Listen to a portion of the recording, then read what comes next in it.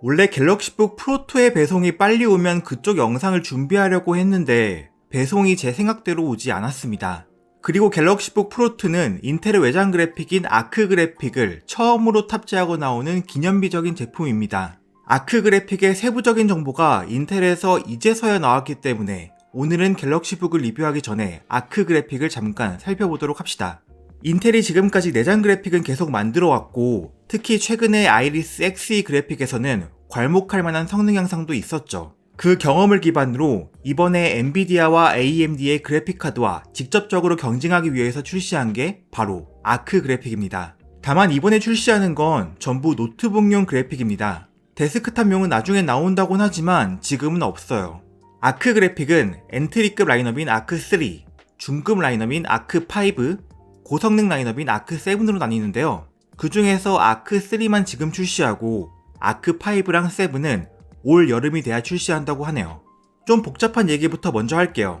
인텔 아크 그래픽은 인텔 내장 그래픽과는 다른 아키텍처를 사용합니다.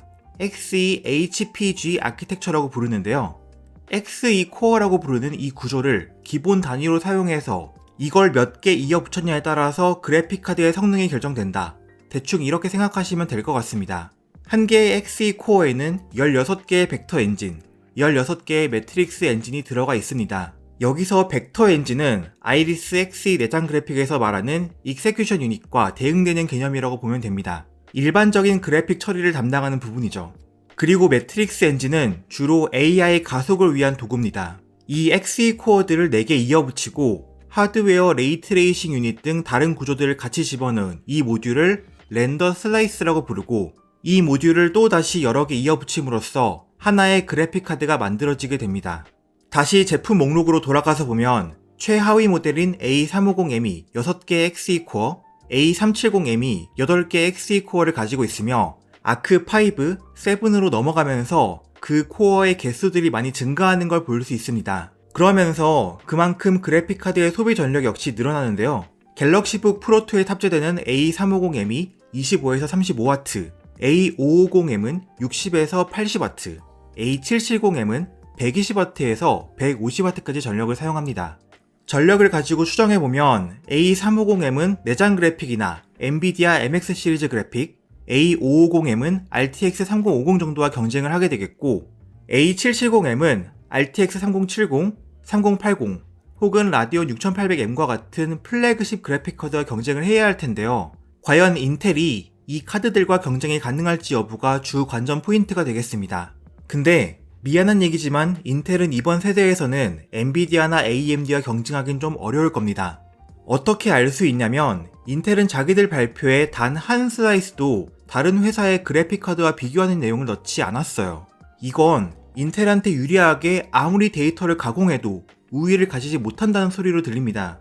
유일하게 성능 비교를 해놓은 슬라이드는 자기들의 아이리스 Xe 내장 그래픽과 아크 A350M을 비교한 그래프였는데요. 게임에 따라서는 2배 정도의 성능 향상을 보여주는 경우도 있지만 성능 향상의 폭이 훨씬 작은 게임들도 많았습니다. 로켓리그 같은 게임은 그래프로 보면 기껏해야 20% 정도 올랐을까요? 근데 문제는 갤럭시북 프로2에 들어가는 그래픽은 A370M도 아니라 A350M입니다. A370M은 Xe 코어가 8개, A350M은 Xe 코어가 6개로 25% 더 적고 그래픽 클럭도 A350이 더 낮기 때문에 산술적으로 생각하면 30% 이상 더 성능이 떨어질 거거든요. 그러면 인텔 A350M은 인텔 내장 그래픽과 비교해도 큰 비교 우위를 가지기 어려울 거고 그렇다는 건 RTX 2050은커녕 AMD 램브란트 내장 그래픽과 비교해도 더 성능이 떨어질 거라고 추측할 수도 있겠습니다. 다만 지금 몇 군데에서 나오고 있는 A350 벤치마크를 보면 생각보다 점수가 훨씬 높게 나오던데 뭐가 진실일지는 저도 직접 알아봐야겠습니다.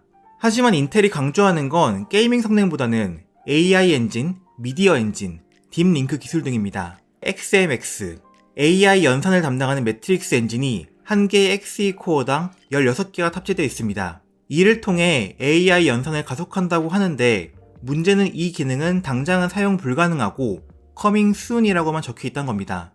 이 AI 가속을 이용한 기술 중 하나가 바로 XeSS입니다. 별건 아니고 엔비디아의 DLSS나 AMD의 FSR에 대응하는 AI 기반 업스케일링 기술입니다. 간단히 말해 게임 해상도 올려주는 기술이죠. 이것도 당장은 사용 못하고 올 여름부터 사용 가능하다고 하는데요. 문제는 여기 XeSS가 적용되는 게임 리스트가 제가 보기에는 별로 매력적이지 않다는 겁니다. 고스트와이어 도쿄 이거 정도 해볼까 싶네요. 앞으로 얼마나 많은 게임 타이틀이 이 XeSS 기술을 적용해 줄지가 관건인데 그래픽 시장에서의 인텔의 영향력을 생각하면 전 다소 비관적입니다. 하지만 인텔의 미디어 엔진과 딥링크 쪽은 상당히 희망적입니다. 인텔의 아크 그래픽은 업계 처음으로 차세대 AV1 비디오 코덱의 하드웨어 인코딩을 지원하는 그래픽인데 이를 통해 더 빠른 고품질 영상 렌더링과 스트리밍이 가능하다고 합니다. 아직 트위치나 유튜브가 AV1 코덱을 지원 안 한다고 알고 있지만 여튼 미래를 대비한다는 측면에서는 긍정적입니다. 인텔의 딥링크 기술은 인텔의 내장 그래픽과 외장 그래픽을 동시에 활용해서 더 빠른 비디오 인코딩 등을 가능하게 만드는 기술인데요. 다빈치 리졸브나 핸드브레이크 등의 대중적인 프로그램에서 쓸 수 있다고 합니다. 다만 이 기술도 앞으로 얼마나 많은 프로그램에서 사용이 가능해질지가 관건이겠습니다. 그럼 정리해보겠습니다. 인텔의 아크 그래픽은 노트북용 그래픽입니다. 그리고 그 중에서 엔트리급 라인업인 아크3만 지금 출시하고 그 중에서 갤럭시북 프로2에 들어가는 카드는 최하위 라인업인 A350M입니다. 이 그래픽 카드의 게이밍 측면에서의 성능은 아이리스 Xe 그래픽보다 조금 나은 정도일 것으로 추측됩니다. 하지만 AV1 하드웨어 인코딩 엔진이라든지 딥링크 기술 등 몇 가지 흥미로운 점이 있는 그래픽인 것 같습니다. 아직 드라이버 문제 등 해결해야 할 문제가 산더미처럼 많기 때문에 지금은 아무리 생각해도 아크 그래픽 달린 노트북이 엔비디아나 AMD 그래픽 노트북보다 메리트가 있다고는 생각하지 않습니다. 그럼 갤럭시북 프로2가 배송이 되면 그때 다시 살펴보도록 하겠습니다. 도움이 되셨길 바라며 다음에 뵐게요.